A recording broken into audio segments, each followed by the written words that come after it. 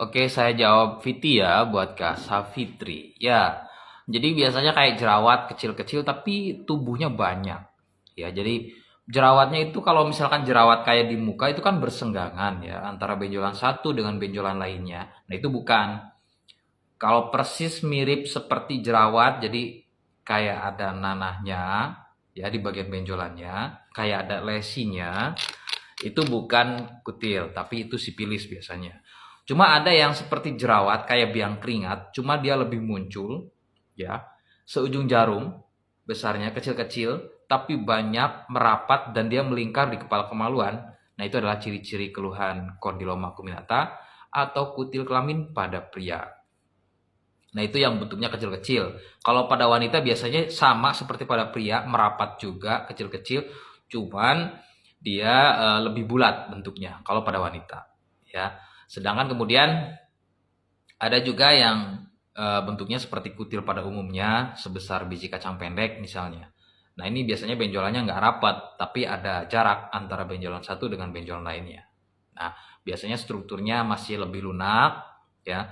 Adapun besarnya paling sebesar biji kacang pendek. Nah, ada yang namanya jenis ketiga atau merupakan fase lanjutan, ya, fase lanjutan dari jenis yang kedua tadi, ya. Tadinya mungkin sebesar biji kacang pendek, tapi lama dibiarkan hingga membesar, hingga strukturnya mengeras. Jadi seperti retak-retak, seperti kembang kol atau brokoli. Nah, itu adalah jenis ketiga, ya. Dan ini biasanya lebih sulit lagi untuk dilakukan pengobatan. Jadi kalau misalnya jual lesi salep, dia butuh waktu lebih lama dibanding yang misalnya untuk ciri yang pertama dengan ciri yang kedua. Nah, ada yang berjonjot-jonjot, kemudian bentuknya lebih besar, ya. Kemudian ada yang pipih, ada yang lebih memanjang, mirip seperti jengger pada ayam. Nah, itu adalah kutil kelamin juga.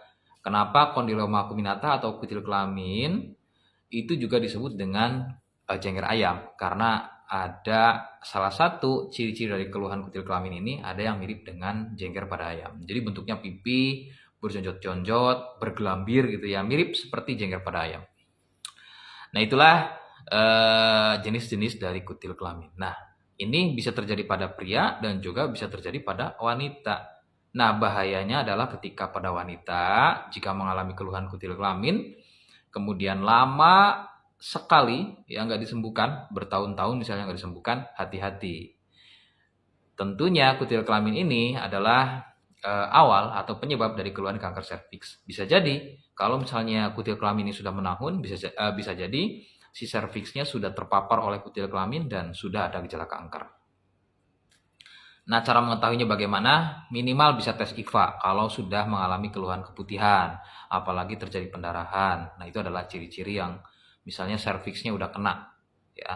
Apalagi kalau misalnya memang kutil kelaminnya ada, kemudian terjadi pendarahan, itu udah jelas ya, biasanya sudah mengalami gejala keluhan kanker serviks. Nah, di Indonesia termasuknya udah cukup banyak wanita, bahkan mama-mama muda yang mengalami keluhan kanker serviks. Jadi harus hati-hati.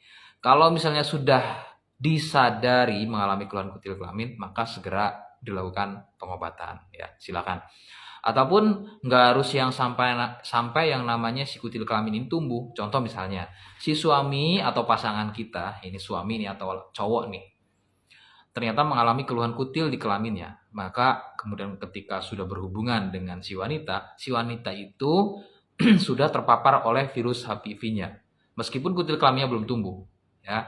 Jadi segera pengobatan. Meskipun kutil kelaminnya belum tumbuh, tapi sudah beresiko, sudah pernah misalnya berhubungan seksual dengan cowok atau suami yang mengalami keluhan kutil kelamin, maka segera silakan penanganan untuk si virus HPV-nya. Bisa tes darah dulu ya untuk cek virus HPV-nya ada atau tidak. Kalau misalkan memang ada, silakan segera Gardasil 9 ya. Gardasil 9 sampai 3 kali, kurang lebih mungkin sekitar 7 jutaan harganya. Kalau misalnya biaya ada, silakan lanjut medis ya. Kalaupun misalnya belum, misalnya ingin ada opsi lainnya mengenai biaya, silakan boleh dengan produk dari saya ya. Jadi keempat botol produk ini untuk mematikan si virus HPV-nya ya. Nah, salepnya juga ada kalau misalnya kutilnya sudah tumbuh. Ini salepnya ya. Jadi penanganan luar dan dalam. Kalau misalnya mencurigai kutilnya belum tumbuh tapi virusnya masih ada dalam tubuh, maka cukup dengan produk dalamnya aja. Ya, jadi paket dalamnya Gangjigosia, kemudian kapsul beda dan PPK. Jadi keempat botol produk ini untuk fokus ke virusnya biar nggak tumbuh lagi. Oke ya. Cara pesannya bagaimana? Silakan bisa komentar di video ini. Cara pesannya bagaimana? Silakan boleh.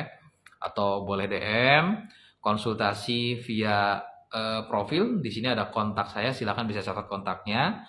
Atau silakan boleh follow akun TikTok utama saya, Admin Denatur Indonesia. Sekali lagi, nama TikTok saya Admin Denatur Indonesia untuk bisa live. Ya, kalau misalnya mau tanya-tanya live, boleh silakan. Ya, terima kasih. Assalamualaikum warahmatullahi wabarakatuh.